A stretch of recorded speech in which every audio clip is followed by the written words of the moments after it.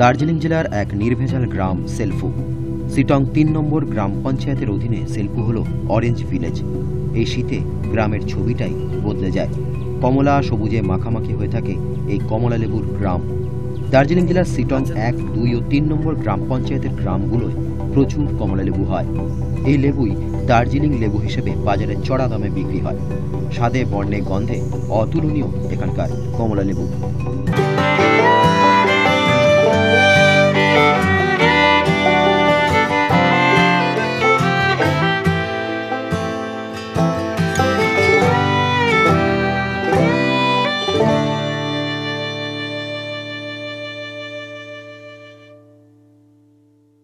লেপচা আদিবাসী অধ্যুষিত সেলফুতে ব্যস্ততার লেশ মাত্র নেই।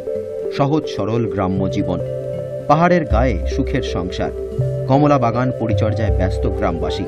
নিস্তরঙ্গ পাহাড়ি জীবনের টুকরো টুকরো কোলাজ ছবি উঠে আসবে দিনভর।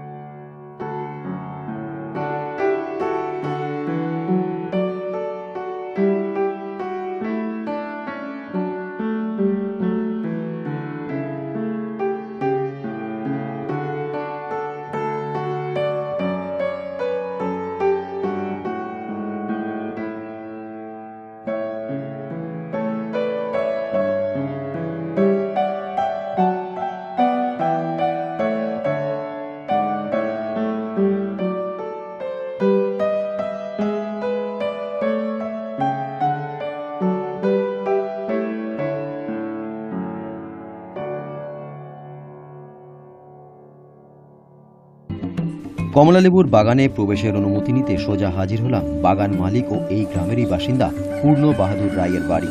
তিনি তখন কাজে ব্যস্ত। সহজ সরল মানুষ। আমাদের মনোবাসনা পূর্ণ করতে নিজে সঙ্গে থেকে কমলা বাগান ঘোরালেন আমাদের। প্রচুর গল্পও করলেন।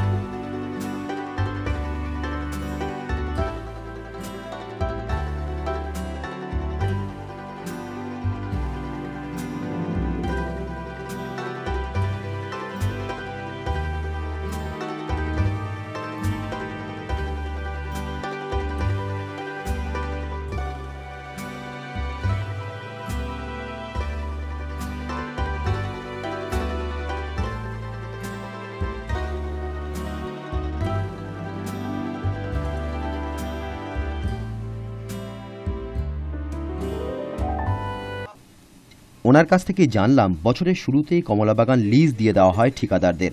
বিনিময়ে টাকা পান বাগান মালিকেরা। তবে ফসল অর্থাৎ যাবতীয় লেবু পেড়ে পাইকারি বাজারে বিক্রি করার অধিকার থাকে ঠিকাদারের। বাগান মালিকের আর কোনো অধিকার থাকে না কমলা লেবুর ওপর। ফলন বেশি হোক বা কম, মাথা ব্যথা ঠিকাদারদের, বাগান মালিকের নয়। তবে পরিবারের প্রয়োজনে কিছু গাছ নিজেদের জন্য রেখে দেন বাগান মালিকেরা।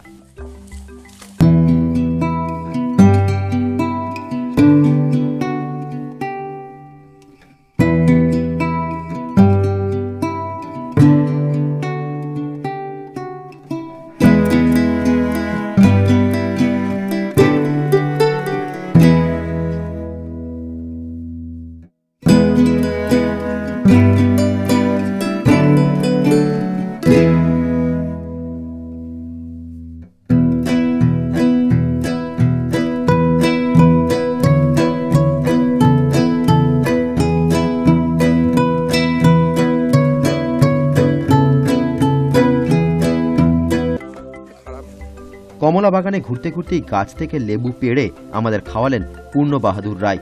তারপর বাড়িতে নিয়ে গিয়ে চাও খাওয়ালেন, আর বিদায় নেওয়ার সময় কয়েক ডজন লেবু তিনি দিয়ে দিলেন উপহার হিসেবে।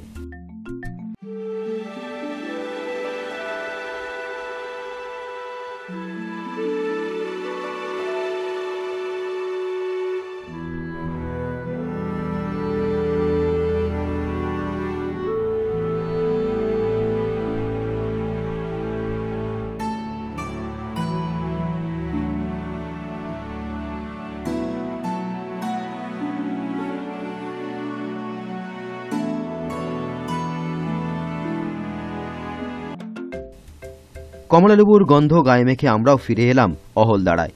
সেখানে সোনালি রোদ মেখে অপেক্ষা করছিল আমাদের কটেজগুলো। নীরবে মাথা তুলে দাঁড়িয়েছিল কাঞ্চনজঙ্ঘা, হয়তো আমাদেরই অপেক্ষায়।